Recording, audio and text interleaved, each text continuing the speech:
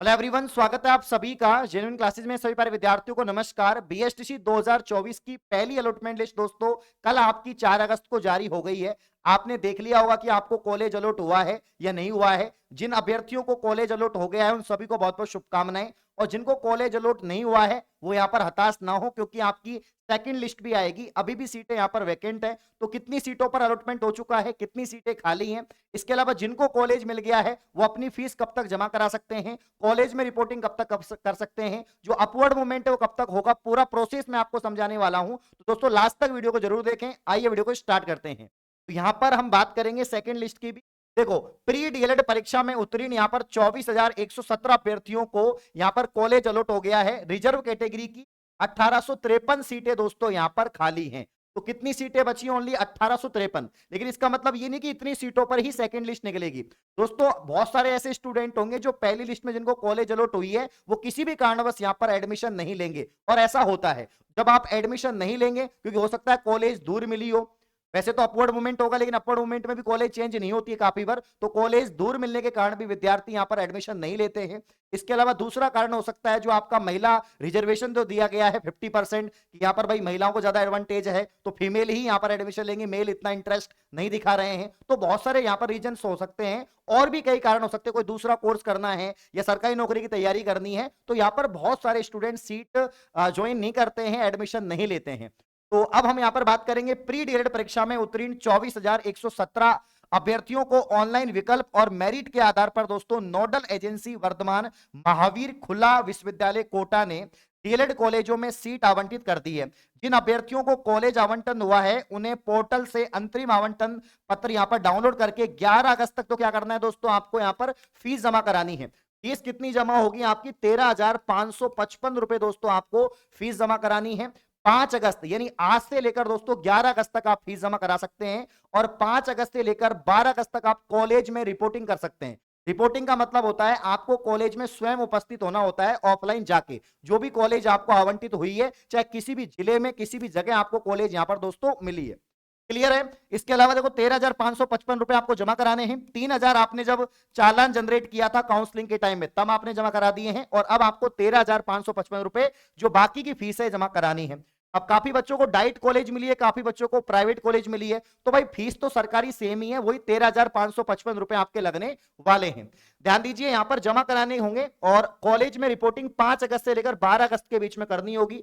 Reporting के अभाव में अभ्यर्थी का प्रवेश निरस्त कर दिया जाएगा। मान लीजिए आपने ऑनलाइन फीस भी जमा करा दी, डॉक्यूमेंट्स भी अपलोड कर दिए, लेकिन अगर आप कॉलेज में उपस्थित नहीं हुए इस तारीख तक, कब तक दोस्तों? 12 तारीख तक, तो आपका प्रवेश वैसे ही निश्चित हो जाएगा, मतलब निरस्त हो जाएगा, कैंसिल हो जाएगा।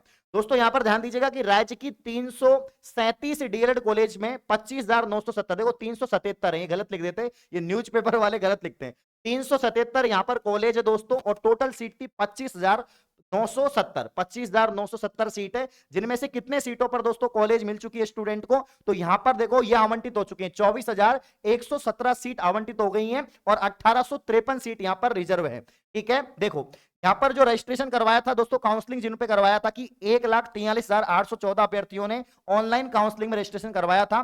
प्रथम चरण में 24,117 अभ्यर्थियों को कॉलेज आवंटित हो गया है, और रिजर्व कैटेगरी की 1853 सीटें खाली हैं। संबंधित कॉलेज प्रशासन की ओर से अभ्यर्थियों के दस्तावेजों का वेरिफिकेशन करने के बाद ही प्रवेश पूर्ण माना जाएगा।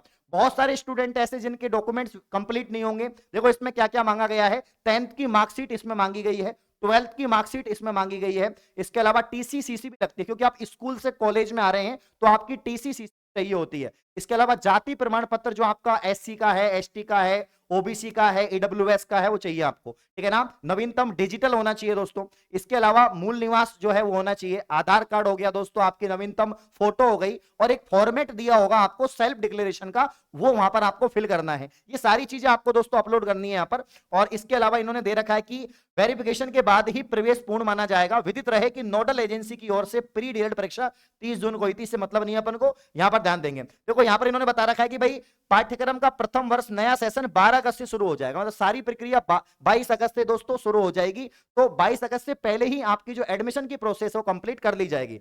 22 अगस्त से आपकी यहां पर क्लासेस शुरू हो जाएंगी। देखो अपवर्ड मूवमेंट के आवेदन 14 अगस्त से 16 अगस्त के बीच में होंगे। 12 अगस्त तक तो आपको क्या करना है, यहां पर 12 अगस्त तक आपको रिपोर्टिंग करवानी है, फीस जमा करवानी 11 अगस्त तक है। और जिनको कॉलेज पसंद नहीं आया तो भाई आप यहां पर अपवर्ड मूवमेंट करा सकते हैं। मान लीजिए कोई स्टूडेंट है जिसने 30 कॉलेज भरी है, उसको भाई 29वीं कॉलेज मिल गई और आपको चाहिए कि मुझे 25वीं चाहिए, 20वीं चाहिए, 21वीं चाहिए, तो भाई उसके लिए अपवर्ड मूवमेंट आप करा लेना, आपकी कॉलेज चेंज हो जाएगी, कोई दिक्कत नहीं है। तो यहां पर 14 अगस्त से लेकर 16 अगस्त तक आपका अपवर्ड मूवमेंट होगा। अपवर्ड मूवमेंट के बाद परिणाम की घोषणा 19 अगस्त को आएगी। जिन स्टूडेंट के द्वारा अपवर्ड मूवमेंट कराया जाएगा उनका परिणाम वापस से कब आएगा, तो 19 अगस्त को आएगा। भाई अगर चेंज होती है तो चेंज हो जाएगी, नहीं चेंज होती तो वापस वही कॉलेज मिल जाएगी जो आपको प्रथम आवंटन में मिली है। क्लियर है? साथ ही दोस्तों आवंटित संस्थानों में रिपोर्टिंग का समय फिर आपका रहेगा 20 से 22 अगस्त। ठीक है? प्री डीएलएड परीक्षा के बाद ऑनलाइन काउंसलिंग में शामिल हुए 24,117 यहां पर जो स्टूडेंट हैं, कॉलेज का आवंटन हो गया है। 12 अगस्त तक आपको रिपोर्टिंग करनी है। सारी अपडेट दोस्तों मैंने आपको बता दी है। अब सबसे बड़ा सवाल है, सर पहली लिस्ट की कट ऑफ कितनी रही, सेकंड लिस्ट में कितना डिफरेंस आएगा, पहली लिस्ट से और सेकंड लिस्ट में जो नंबर है उसमें कितना यहां पर डिफरेंस आ जाएगा। सर मेरे इतने नंबर आ रहे हैं, क्या मुझे कॉलेज मिल जाएगी? तो मैं आपको बता देता हूं, यहां पर बहुत सारे ऐसे स्टूडेंट हैं जिनके 420 भी नंबर थे, 420 भी नंबर थे, 430 भी नंबर थे, लेकिन उनको कॉलेज अलॉट नहीं हुई। कॉलेज अलॉट क्यों नहीं हुई? तो उसका रीजन ये है, मैं आपको बता देता हूं कि आपने कॉलेज बहुत कम भरी है, जबकि मैंने आपको बहुत बोला था कि भाई मैक्सिमम कॉलेज भरो, मैक्सिमम कॉलेज भरो, फिर भी आपने इतनी कम कॉलेज भरी, इसीलिए आपको कॉलेज यहां पर अलॉट नहीं हुई है। और बहुत सारे ऐसे स्टूडेंट हैं जिनके 423 नंबर पर भी कॉलेज मिल गई।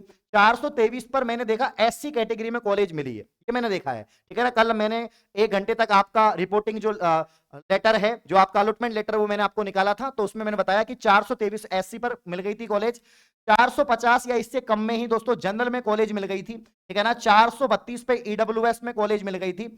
और इसके अलावा दोस्तों यहां पर 435 के आसपास जो ओबीसी कैटेगरी है, इसमें भी कॉलेज यहां पर मिल गई थी। ठीक है ना? तो मतलब 400 से प्लस ही कट ऑफ रही है, 400 से कम वालों का अभी तक देखा नहीं है कि भाई इसको कॉलेज मिल गई। हाँ, दिव्यांग कैटेगरी में 283 पर भाई आपके मिल गई है। जो जो दिव्यांग कैटेगरी थी आपके पीडब्ल्यूडी, दोस्तों दिव्यांग की बात करें तो इसमें यहां पर 283 पर भी आपको कॉलेज मिल गई है, मतलब 300 से कम नंबर पे भी यहां पर कॉलेज मिल गई है भाई। ठीक है? चलिए, तो ये दोस्तों पूरी अपडेट थी। और कट ऑफ में देखो, अगर हम बात करें कि सेकंड लिस्ट की जो कट ऑफ है उसमें कितना डिफरेंस आएगा, तो कम से कम 5 या 10 नंबर भी आपके कम है, तो इंतजार करो, हो सकता है आपका सेकंड अलॉटमेंट में हो जाए। और कब तक आएगी आपकी सेकंड अलॉटमेंट? तो भाई इन्होंने बताया कि 22 अगस्त तक तो पहली लिस्ट का प्रोसेस चलेगा। 22 अगस्त के बाद में ही आपकी दोस्तों यहां पर सेकंड लिस्ट आएगी, मतलब कि अगस्त के लास्ट तक आपकी दूसरी अलॉटमेंट लिस्ट, या जिसे हम वेटिंग लिस्ट कह सकते हैं, वो यहां पर दोस्तों जारी हो जाएगी। क्लियर है? तो ये इंफॉर्मेशन थी जो मैंने आपको बता दी है। इस प्रकार की और इंफॉर्मेशन पाने के लिए आप चैनल को सब्सक्राइब करें। धन्यवाद।